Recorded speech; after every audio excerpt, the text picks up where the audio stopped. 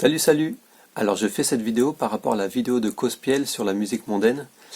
Tout le monde m'en parle et donc j'ai regardé cette vidéo et j'aimerais juste apporter quelques points pour compléter, on va dire, ce que nous a partagé Cospiel. Je vais juste commencer par prier. Seigneur Dieu, je te demande de diriger ce moment, s'il te plaît, d'ouvrir notre intelligence pour qu'on comprenne ta parole. Au nom de Jésus, Amen. Alors, je vais déjà commencer par dire que dans cette vidéo, il y a plein de bonnes choses. Je remercie Cospiel d'aborder ce thème. C'est un thème qui nous concerne tous et qui nous parle. Et vraiment, il y a des bonnes choses que je ne vais pas forcément souligner. En fait, je voudrais m'attarder sur, je pense, certains raisonnements qui posent problème dans sa démarche. Ça ne change pas forcément la conclusion, vous allez voir, mais je pense qu'il y a quelques problèmes quand même dans les raisonnements et je pense vraiment à toutes les personnes qui ont regardé cette vidéo et j'aimerais qu'on apprenne à vraiment avoir un certain discernement quand on écoute des enseignements, c'est-à-dire qu'on peut entendre tout et n'importe quoi et il faut qu'on sache par nous-mêmes rechercher dans la parole ce qui est à garder et ce qui n'est pas forcément conforme aux Écritures. Alors, je suis pas théologien, j'ai juste quelques pistes de réflexion à apporter. Et puis Cospiel, je vais t'envoyer aussi cette vidéo, donc n'hésite pas à me répondre. Sache que vraiment je respecte tout ce que tu fais dans ton ministère, c'est pas une remise en question de tout ça. Et si tu veux qu'on se rencontre, ça serait avec plaisir. Voilà, alors si on résume déjà un petit peu en gros sa vidéo. Il commence en expliquant d'où vient la musique, l'origine de la musique, donc que c'est Lucifer qui était parmi les anges le chef de la louange, de l'adoration ou de la musique, qui lui-même s'est rebellé contre Dieu et donc qui a été déchu et qui a emporté dans sa chute un tiers des anges qui sont devenus les démons et donc lui il est devenu Satan. Et donc par rapport à cette origine, il explique ensuite que la musique a une portée spirituelle et donc c'est de l'adoration pour Dieu ou pour le diable en gros. Ensuite il partage quelques extraits de Aya Nakamura, Beyoncé et Nicki Minaj pour montrer le danger de la musique mondaine. Et ensuite il détaille encore, il explique qu'on ne peut pas servir deux maîtres à la fois et donc il en conclut qu'on ne peut pas écouter de la musique non chrétienne. Et il conclut aussi avec un message pour les musiciens chrétiens, pour qu'ils ne fassent pas de collaboration, en tout cas il conseille qu'ils ne fassent pas de collaboration, sauf si vraiment c'est Dieu qui le dit, avec des non-chrétiens.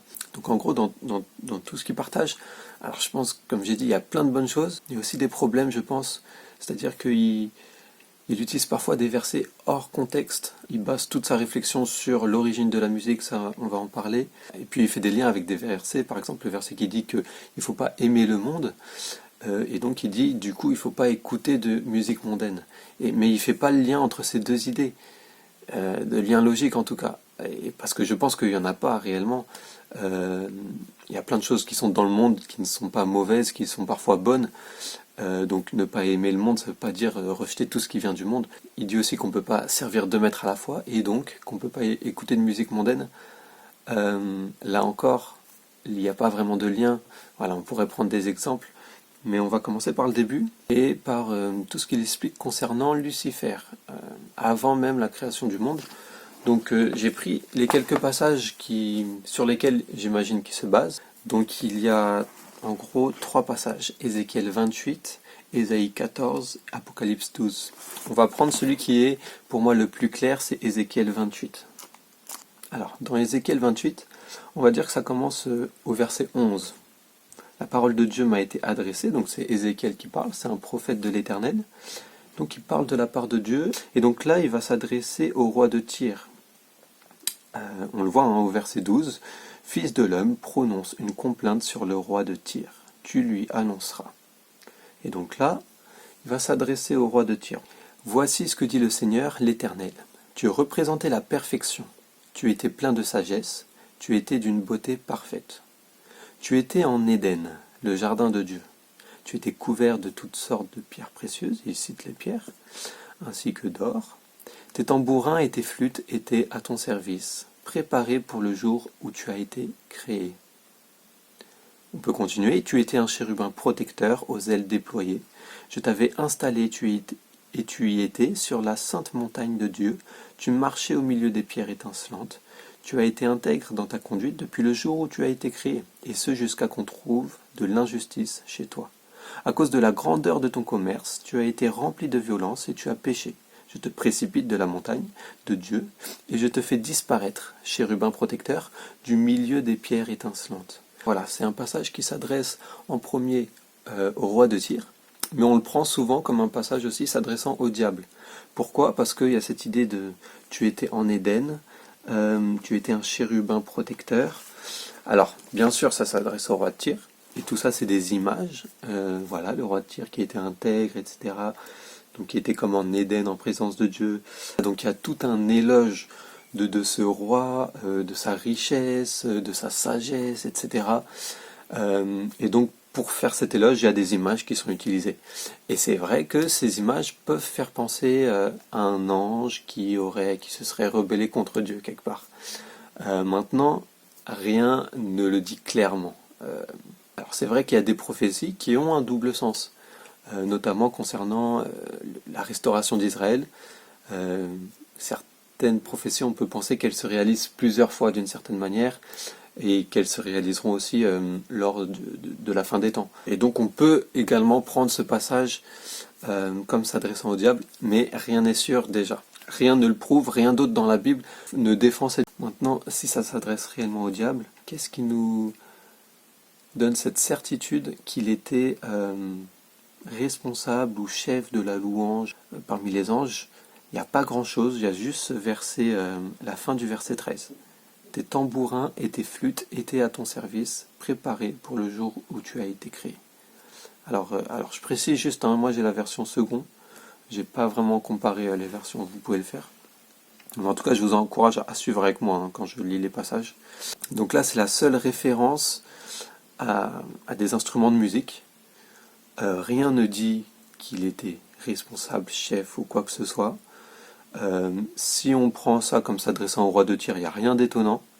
C'est plus une image de son pouvoir, etc. Je pense qu'il devait avoir des musiciens qui jouaient pour lui, etc. Si on prend ça pour Satan, pareil, il n'y a rien vraiment d'étonnant. Je pense que tous les anges louaient Dieu, etc. Je pense pas qu'on puisse réellement conclure de manière certaine que Satan était le chef de la louange, de l'adoration. Rien ne le prouve en tout cas. On peut imaginer, ça c'est sûr, mais rien ne le prouve. Je vais prendre maintenant Ésaïe 14. Alors c'est un autre passage qu'on peut prendre comme s'adressant à Satan, mais vous allez voir que là c'est encore moins clair. Donc Ésaïe 14, là pour le coup, le sens premier, ça s'adresse au roi de Babylone, c'est ce qu'on voit au verset 4. Et la partie qui va nous intéresser est au verset 11. Ta majesté est descendue dans le séjour des morts, ainsi que le son de tes luttes. Sous toi, ce sont des vers qui te servent de lit, et des chenilles forment ta couverture. Comment es-tu tombé du ciel, astre brillant, fils de l'aurore? Te voilà abattu par terre, toi qui terrassais les nations. Tu disais dans ton cœur, je monterai au ciel, je hisserai mon trône au-dessus des étoiles de Dieu, et je siégerai sur la montagne de la rencontre, à l'extrême nord. Je monterai au sommet des nuages, je ressemblerai au Très-Haut. Pourtant tu as été précipité dans le séjour des morts, dans les profondeurs de la tombe. Voilà, c'est le passage où, encore une fois, on peut imaginer que ça s'adresse à Satan, puisqu'il y a cette idée qu'il est tombé du ciel, astre brillant, etc. Et donc là encore dans ce passage, il y a une référence très courte à un instrument de musique, et cette référence est au verset 11, donc c'est ainsi que le son de tes luttes. Voilà, il y a juste ça. Déjà tout le passage, c'est pas clair que ça parle au diable, mais vraiment pour en tirer des conclusions sur son rôle avant la création du monde, etc., c'est un peu tiré par les cheveux. Et donc le dernier passage que je voulais aussi vous citer, c'est Apocalypse 12. Donc c'est aussi un passage sur lequel je pense qu'Ospiel se base. C'est surtout pour lorsqu'il explique que lorsque Satan a chuté, il a emporté un tiers des anges avec lui. Donc voilà, c'est le seul passage qui pourrait faire penser à ça. Alors Apocalypse, ça parle de la fin des temps. Donc maintenant, c'est vrai que c'est un passage où on pourrait penser, on pourrait associer ça à la chute, au niveau spirituel. Donc il y a une genre de bataille dans le ciel, ça c'est au verset 7, 8, 9, vous pouvez lire. Et donc le dragon, donc Satan, est jeté dehors. Le serpent ancien, voilà, c'est très clair que c'est Satan dans ce passage. En fait, ce qui est intéressant, c'est au verset 4, sa queue entraîna le tiers des étoiles du ciel et les jeta sur la terre. Voilà, donc ça, c'est vrai que ça peut faire penser à la chute de Satan, qui aurait éventuellement emporté avec lui le tiers des anges. Voilà, encore une fois, Apocalypse, c'est très compliqué à interpréter, il y a beaucoup de choses qui entrent en compte, mais là, je suis d'accord avec Gospel qu'on peut comprendre ça euh, comme faisant référence à la chute et donc à la rébellion de Satan, mais là, aucune référence à la musique. Pourquoi je voulais vous lire ces passages? Parce que c'est important qu'on sache d'où viennent les choses qu'on dit. Je crois que c'est quelque chose qu'on entend souvent, ça, cette histoire de Satan était le chef de l'adoration, etc. En tout cas, moi, c'est quelque chose que j'ai souvent entendu, mais c'est très rare qu'on prenne ces passages et qu'on les étudie. Donc voilà, faut pas juste croire à des légendes chrétiennes, faut pas juste croire à ce qu'on raconte, il faut pas baser une doctrine sur une révélation ou sur une expérience, ça on peut pas faire ça. Au contraire, c'est la Bible qui nous aide à valider ou en tout cas à interpréter les révélations et les expériences qu'on peut avoir. Donc voilà, cette histoire concernant Lucifer, j'ai quand même quelques réserves par rapport à ça. Maintenant, même si ça s'est réellement passé comme ça, même si Lucifer était réellement responsable de la musique au ciel, rien, mais là vraiment rien, ne nous pousse à croire que encore aujourd'hui il a cette responsabilité et qu'il aurait un certain pouvoir sur le monde de la musique, particulièrement. On sait que Satan est le prince de ce monde, mais pourquoi particulièrement au niveau de la musique, rien ne laisse penser ça. Satan agit réellement dans ce monde, que ce soit dans la musique, que ce soit dans tout autre art, que ce soit dans le sport, que ce soit dans le travail, que ce soit dans les relations, que ce soit dans les idées, dans la philosophie, dans toutes ces choses, évidemment, Satan peut agir et agit. Mais rien ne nous fait penser que c'est particulièrement dans la musique. Et donc de cette doctrine, Gospel en tire que dans la musique, il a une portée spirituelle. Et ça, je veux bien être d'accord. J'en ferai pas quelque chose de systématique, mais je crois réellement qu'il peut y avoir quelque chose de spirituel dans la musique, une certaine dimension spirituelle, que ce soit d'un bon côté pour l'adoration envers Dieu, que ce soit d'un mauvais côté. Certains utilisent la musique dans le vaudou, dans la sorcellerie, etc. Mais encore une fois, c'est pas plus qu'une autre chose. Tout dans ce monde peut avoir une portée spirituelle. Parfois, des objets sont utilisés à des fins spirituelles. On pourrait utiliser comme exemple la croix. Jésus est mort à la croix, c'est quelque chose de très naturel, mais il y a une dimension spirituelle énorme derrière ça. On pourrait utiliser d'autres exemples. Les tatouages, c'est aussi un autre sujet intéressant, mais les tatouages peuvent avoir une portée spirituelle. Maintenant, est-ce que c'est systématique? Je ne pense pas. Les maladies peuvent avoir une portée spirituelle. Tu peux être malade parce que tu es possédé par un démon, mais c'est pas forcément le cas. En tout cas, c'est pas la majorité des cas. L'habillement peut avoir une portée spirituelle. Voilà, moi j'ai déjà été au Bénin, par exemple. Il y avait certains sorciers qui allaient dans la rue, qui étaient déguisés, on voyait même pas leur visage, et en gros, voilà, il fallait pas qu'ils te touchent, etc. Ce même habit qu'ils portaient, peut-être quelqu'un d'autre l'aurait porté, il n'y aurait aucune dimension spirituelle, mais à ce moment-là, cette personne l'a utilisé et il y a eu une dimension spirituelle. Il y a plein de choses comme ça. Parfois, on entend dire qu'il ne faut pas porter certains bracelets, qu'il ne faut pas mettre de tissage parce que ils ont été offerts à des démons, etc. Oui, il peut y avoir une portée spirituelle dans toutes ces choses. Ça existe, mais c'est pas systématique et il faut parfois prendre du recul et pas devenir parano surtout. Sinon, ça devient un peu de la superstition. Hein. De ce genre de choses, on peut en tirer plein d'idées qui ne sont pas du tout dans la Bible. Hein. Moi, j'ai entendu par exemple qu'il fallait pas fêter Noël parce que, entre autres, les guirlandes, les décorations, à l'origine, c'est quelque chose de malsain, de diabolique, ou je sais pas exactement. J'ai entendu qu'il faut pas dormir les fenêtres ouvertes. Sinon, il y a un esprit qui peut rentrer. Il faut pas dormir tout nu, sinon tu peux te faire violer par un démon. Voilà, toutes sortes de choses, c'est ce qui ressemble beaucoup plus à de la superstition que, que à la foi chrétienne en fait. Parfois c'est la question de la nourriture aussi, et ça je vais en parler juste après, c'est une question qu'il y a eu dans la Bible. Qu'est-ce qu'on fait des viandes sacrifiées aux idoles? Et ça c'est très intéressant. Je vais l'aborder juste après. Qu'est-ce que je voulais dire? Pourquoi on pense que dans la musique il y a plus ce côté-là? Parce que c'est vrai, et c'est une réalité, et Dieu l'a créé comme ça, la musique euh, transmet des émotions. La musique a cette capacité de changer un état d'esprit, une humeur. J'ai l'impression en tout cas que Dieu a créé ça comme ça et que c'est une bonne chose. Clairement, c'est une bonne chose. Maintenant, on peut l'utiliser d'une bonne manière comme on peut l'utiliser d'une mauvaise manière. C'est comme tout ce que Dieu a créé. Satan et le péché qui est dans le monde fait qu'il y a des choses que Dieu a créées bonnes, que le monde l'utilise mal, comme la sexualité, comme tout en fait. Hein. Et c'est pas parce qu'il y a ce côté émotionnel dans la musique que forcément c'est plus spirituel qu'autre chose. Pas du tout. Le monde spirituel agit à tout niveau. Rien dans la Bible, encore une fois, nous laisse penser que la musique est le moyen par lequel le diable veut bloquer notre vie spirituelle. Comme Cospiel a l'air de le dire, il a des exemples et ces exemples sont réels, je crois, mais on ne peut pas baser une doctrine sur ces exemples-là. Par contre, la Bible nous parle des manières que le diable veut nous atteindre. La Bible donne certains exemples. J'ai par exemple 2 Corinthiens 2, versets 10 et 11. Très intéressant ce passage, parce que on aime bien parler du diable parfois, mais c'est intéressant de voir comment il opère. À qui vous pardonnez, je pardonne aussi. Et si j'ai pardonné quelque chose à quelqu'un, je l'ai fait à cause de vous en présence de Christ, afin de ne pas laisser à Satan l'avantage sur nous, car nous n'ignorons pas ses intentions. Donc là, c'est clair que si on ne pardonne pas, on laisse l'avantage à Satan. Il y a aussi Ephésiens 4,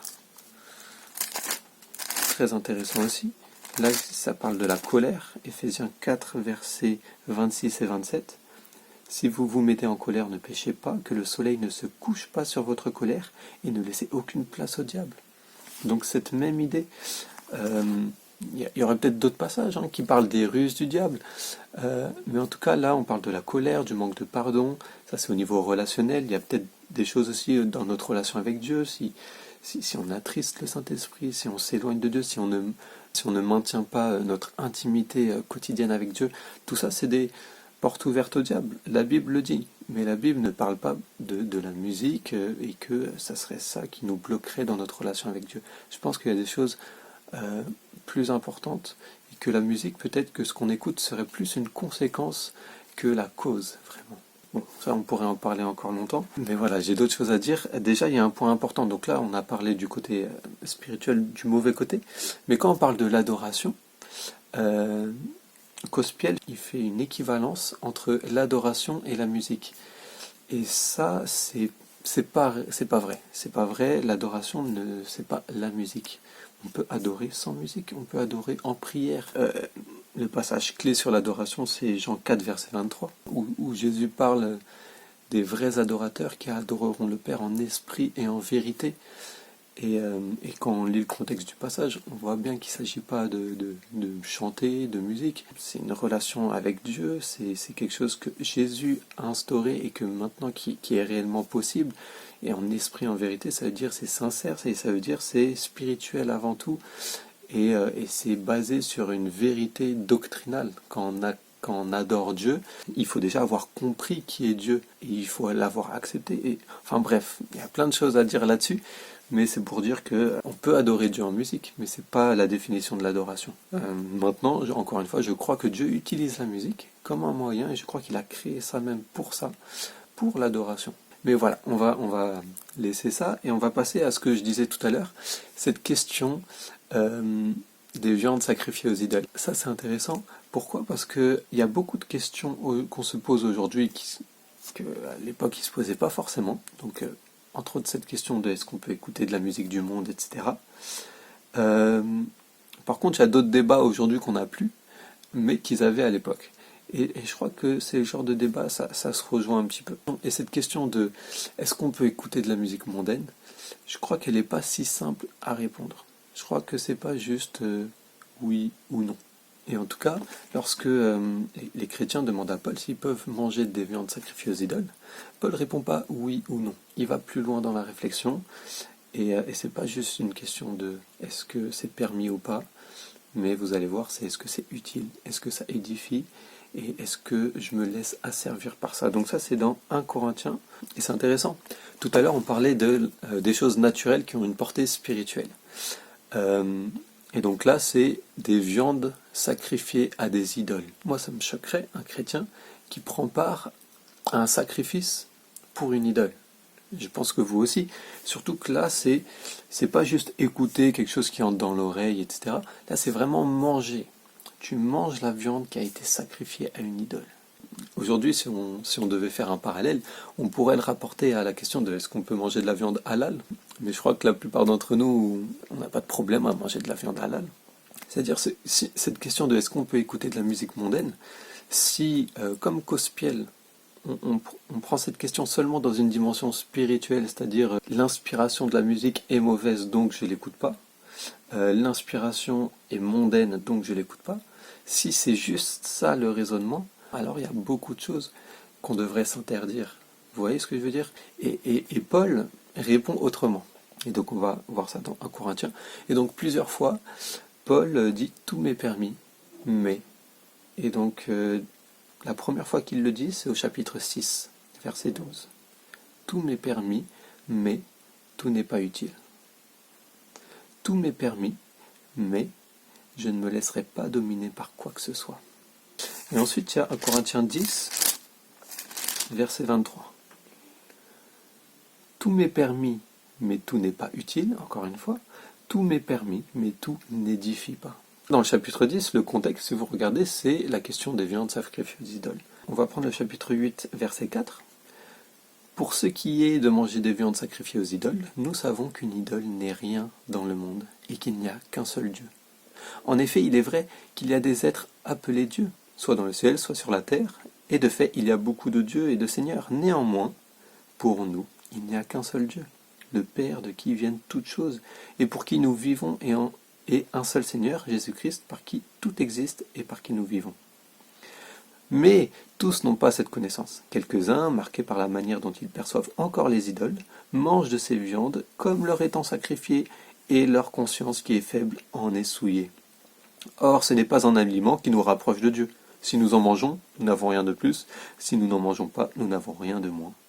Toutefois, veillez à ce que votre liberté ne devienne pas un obstacle pour les faibles, etc. Il explique ensuite qu'il ne faut pas choquer. C'est-à-dire que si tu es à côté de quelqu'un qui dit « Ah non, il ne faut pas manger de viande sacrifiée aux idoles », et que toi tu dis « moi je mange comme ça », il va te dire « Mais toi, en fait, tu n'es pas chrétien, mais etc. » Bref, archi intéressant ce chapitre. Il explique qu'une idole n'est rien. Ça veut dire que la portée spirituelle de cette viande qui a été sacrifiée à une idole, en fait, elle a cette portée spirituelle que si tu lui donnes cette portée spirituelle. Pour la personne qui a fait le sacrifice, oui, c'est un sacrifice à une idole. Mais toi, si tu manges cette viande en rendant grâce à Dieu, sans prendre ça comme un sacrifice pour une idole, il dit ça t'apporte rien de plus, rien de moins. Mais ensuite, il dit, mais il ne faut pas choquer les autres.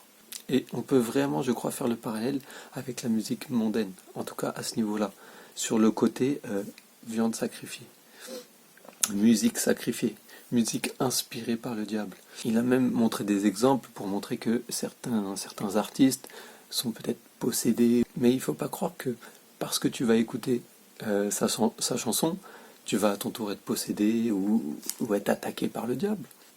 Par contre, on peut aussi faire le parallèle sur, voilà, est-ce que c'est un bon témoignage d'écouter de la musique païenne? Est-ce que les gens autour de toi, quand ils te voient écouter ça, ils sont pas en train de se dire « Ah mais lui, il n'est pas vraiment chrétien ». C'est une des questions qu'on peut se poser. Les autres questions qu'on peut se poser, c'est celle que Paul apporte. Il dit pas juste « Est-ce que c'est permis ou pas ?» Il répond dans la profondeur, il dit « Mais est-ce que c'est utile? Est-ce que ça édifie? Est-ce que je me laisse asservir par ça? Est-ce que je suis esclave de ça, en fait? C'est ça la question. Et ça, c'est des questions qu'on peut se poser. Au-delà de juste se dire est-ce que c'est inspiré par le diable ou pas, je pense que les vraies questions sont sur comment spirituellement ça nous affecte. Et ça, je vais en parler à la fin. dans la conclusion, je vais essayer de vous donner des questions à vous poser pour savoir si oui ou non vous pouvez écouter certaines musiques. Et c'est des questions qu'on peut se poser aussi pour d'autres questions plus larges, sur tout ce qui est loisirs, les choses qui viennent du monde, etc. Donc en gros, tout n'est pas blanc ou noir. Ça serait trop facile de dire tout ce qui vient du monde est mauvais. Toutes les musiques qui viennent du monde sont mauvaises. Toutes les musiques qui sont chrétiennes sont bonnes. Je crois que on peut pas faire cette distinction pour plusieurs raisons, pour ce qu'on vient de voir là, mais aussi parce que en fait, il y a plein d'exemples où on peut pas en arriver là. Déjà, les artistes en question qui font les musiques, c'est pas forcément eux qui ont été inspirés, qui les ont écrits. En général, les grands artistes, c'est pas eux qui écrivent leurs chansons. Donc l'inspiration ne devient même pas d'eux. C'est comme des interprètes. Donc est-ce que maintenant on doit se demander qui a inspiré ou qui a interprété? C'est la même chose pour les musiques chrétiennes. Qu'est-ce qui nous dit qu'une musique chrétienne, elle a été faite par un chrétien?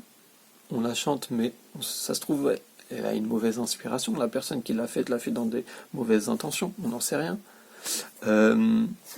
L'instrumental d'une chanson, d'où elle vient? Est-ce que c'est des instrumentistes chrétiens? Est-ce que... Il y a plein de questions qu'on peut se poser.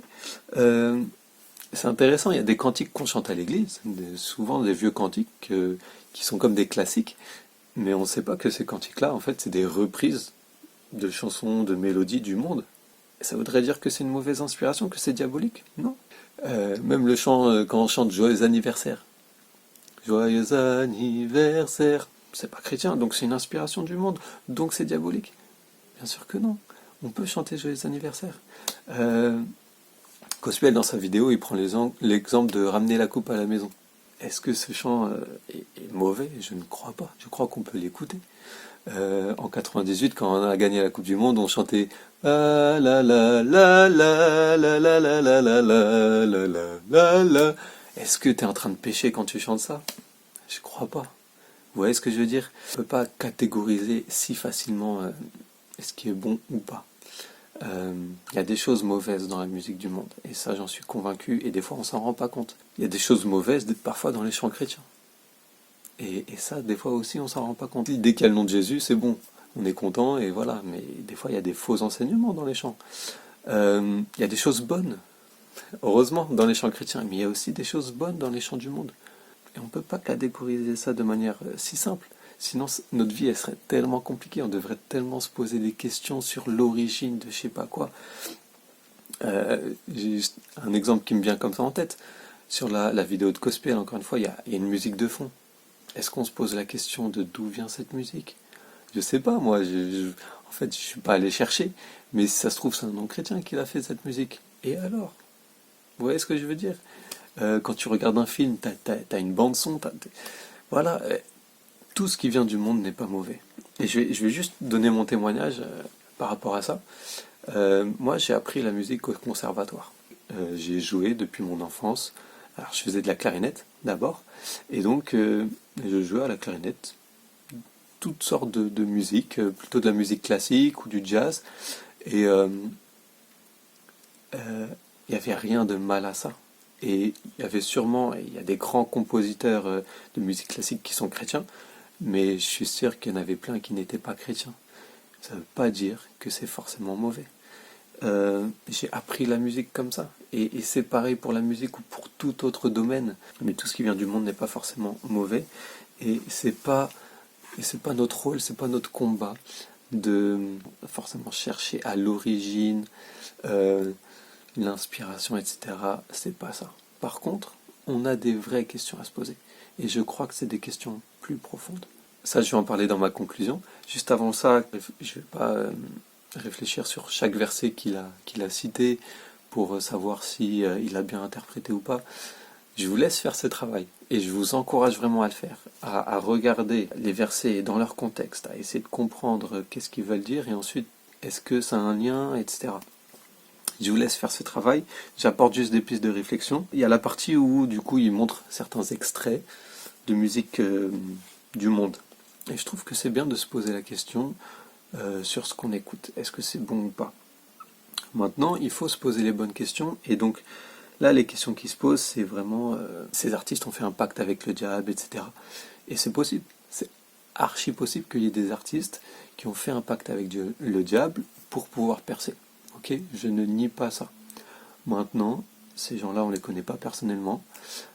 Il a montré des extraits de vidéos, j'avoue, qui font peur, et aussi la musique de fond, etc., qui font peur, notamment pour Beyoncé et Nicki Minaj. Mais on ne connaît pas le contexte de la vidéo, ni de la personne en question. Ce qu'on peut faire, c'est prier pour ces personnes. Hein. Ensuite, moi je pense qu'il y a des artistes qui jouent dessus, sur ce truc-là, parce que ça fait du buzz, parce que ça fait parler, et ils en profitent en fait. Faut pas mettre tous les artistes dans le même sac, encore une fois. C'est pas parce que Beyoncé ou Nicki Minaj a pacté avec le diable que tous les artistes ont pacté avec le diable. Ok, je crois qu'il y a d'autres questions à se poser. Par exemple, donc il a montré, j'ai juste parlé des 3 artistes qu'il a montré, Ayana Kamura. Bon, sur l'extrait, elle dit, je crois, le Shaitan m'a bloqué. En vrai, c'est juste un petit extrait de la chanson, je la connais pas du tout en entier, mais elle a pas l'air d'avoir, elle a l'air même d'avoir un esprit critique là-dessus.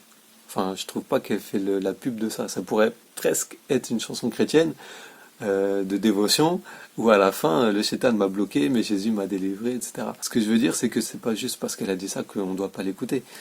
Par contre, il y a peut-être d'autres questions à se poser sur ce qu'elle transmet comme idée, comme caractère. J'ai l'impression, du peu que je connaisse, que Aya Nakamura a pu influencer la jeunesse dans un certain caractère qui ne glorifie pas Dieu. Peut-être un manque d'humilité, peut-être certaines valeurs qui ne sont pas en adéquation avec la parole de Dieu. Hein. Ça ne veut pas dire que tout est mauvais dans ce qu'elle fait, ça veut dire qu'il faut se poser des questions et qu'il faut essayer de voir si peut-être à force d'écouter ces chansons, on s'en rend pas compte, mais ça peut nous influencer dans quelque chose, dans une attitude, dans un état d'esprit qui ne glorifie pas Dieu. Beyoncé, quelle image elle donne de la femme? Nicki Minaj, je pense qu'elle est vulgaire. Pareil, je connais pas plus que ça ces chansons, mais voilà, il y a peut-être ce côté-là qui peut être mauvais pour nos oreilles, pour nos cœurs, notre esprit. Voilà, je pense que là, c'est plus des questions à se poser. Je passe rapidement là-dessus. Ah oui, il y a cette question-là. Est-ce qu'un artiste chrétien peut faire une collaboration avec un artiste du monde? C'est une bonne question à se poser.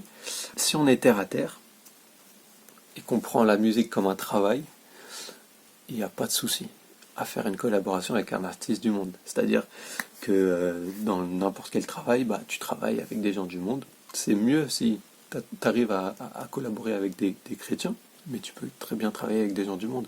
Moi, je suis ostéopathe, je suis en collaboration avec une autre ostéopathe qui est chrétienne. C'est super, on peut prier ensemble pour le cabinet, pour nos patients et tout. Mais j'aurais très bien pu travailler avec un ostéopathe non chrétien. Et il n'y aurait pas eu la même dimension dans le travail, c'est sûr, mais c'est pas mal en soi. Si on voit la musique comme ça pose pas de souci. Encore faut-il se poser la question de la compromission. Hein. Collaborer avec un non-chrétien, ça ne veut pas dire se comporter comme un non-chrétien, ça ne veut pas non plus dire que le travail qu'on fait est malhonnête, etc. Donc dans la musique, c'est pareil. Si le travail que tu fais avec ce non-chrétien est bien, il n'y a pas de souci. Mais qu'est-ce que tu vas faire avec cette personne-là? Moi, personnellement, je me poserais quand même plus de questions, parce que je vois pas la musique seulement comme un travail. Enfin, je vois pas du tout la musique comme un travail, en fait, plus comme un ministère. Et donc, dans ce cadre-là, je me poserais quand même pas mal de questions avant de collaborer avec un non-chrétien. En tout cas, dans Dévotion, on a déjà pris des instrus. En tout cas, on ne sait pas par qui elles ont été faites. Donc, quelque part, c'est déjà une collaboration avec, potentiellement, des non-chrétiens. Voilà, ça ne veut pas dire que ce qu'on a fait ne glorifie pas Dieu. Au contraire, on a utilisé ces choses-là pour quelque chose de bien. Voilà, c'est mon avis sur la question. Encore une fois, ça prendrait plus de temps pour vraiment y répondre. Juste un petit truc encore qu'il a abordé à la fin, et ça va m'aider à arriver à la conclusion. En gros, il dit, pose la question des films. Regarder des films non chrétiens. Il dit non, les films c'est pas pareil. On peut regarder des films non chrétiens, etc. Par contre, la musique, non. Eh bien, je suis pas vraiment d'accord. Déjà dans la Bible, il y a beaucoup plus de mise en garde sur ce qu'on regarde que sur ce qu'on entend. Sur ce qu'on entend, quand la Bible parle de ce qu'on entend, en général c'est positif. C'est la parole de Dieu, etc. Par contre, ce qu'on regarde, les yeux sont la lampe du corps. Ça c'est Jésus qui dit ça. Jésus il dit aussi, si ton œil te pousse à pécher, arrache-le et jette-le loin de toi. Je pense aussi à Job qui dit qu'il a fait un pacte avec ses yeux. Donc, moi je mettrais les mêmes mises en garde concernant la musique que concernant ce qu'on regarde, et même peut-être faire plus attention encore à ce qu'on regarde. Les images, ça reste aussi dans l'esprit. Et donc j'en viens à ma conclusion sur quelles questions se poser, que ce soit pour écouter une musique, regarder un film, ou toute autre chose, un loisir.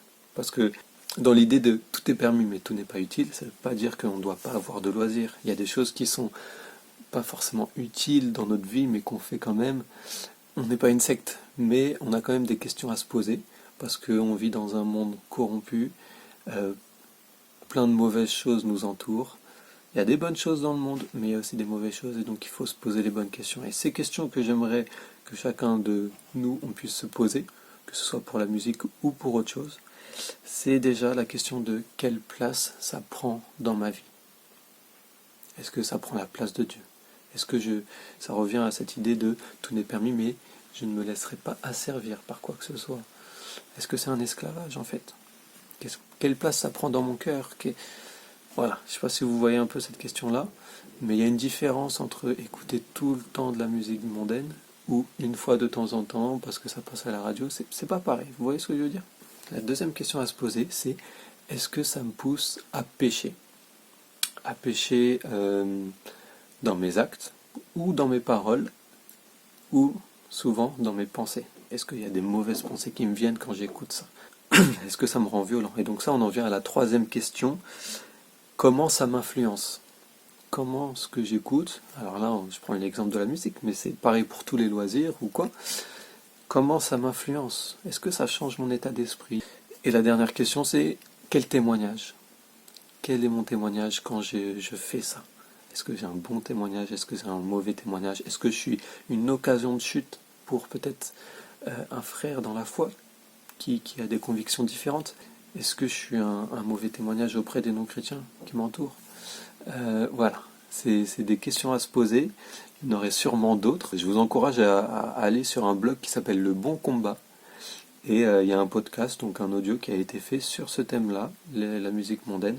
Je vous encourage vraiment à l'écouter. Il dit plein de choses que j'ai pas dites. Et à la fin, il a une liste aussi de questions à se poser qui est beaucoup plus complète que la mienne.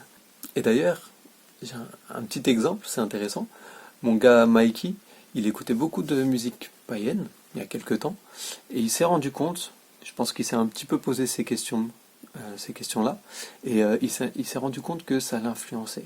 Au début, il se rendait pas forcément compte. Il s'est rendu compte que, par exemple, en écoutant Damso, ça le mettait dans un certain état d'esprit négatif, etc. Et donc, il a décidé, en fait, de totalement arrêter d'écouter de la musique mondaine. C'est pour ça qu'au début de la vidéo, je disais qu'en vrai, si on se pose les bonnes questions, on va sûrement arriver à la même conclusion d'arrêter d'écouter de la musique mondaine. Ou en tout cas, certaines musiques mondaines. Et voilà, c'était cool en tout cas. Et merci de m'avoir écouté. Et si Cospel, tu vois cette vidéo, bah tu peux me répondre et on peut discuter, il n'y a pas de souci. En tout cas, voilà, je vous encourage à chercher à développer le discernement. Faites attention à ce que vous écoutez. Écoutez du dévotion, voilà. Et puis, j'ai pas forcément raison sur tout. Vous avez le droit aussi d'être pas d'accord avec moi, de me répondre. Et c'est avec plaisir si on peut continuer à discuter. Bon, j'arrête de parler, j'ai déjà beaucoup parlé. Je vous souhaite une bonne journée. On s'attrape. À plus.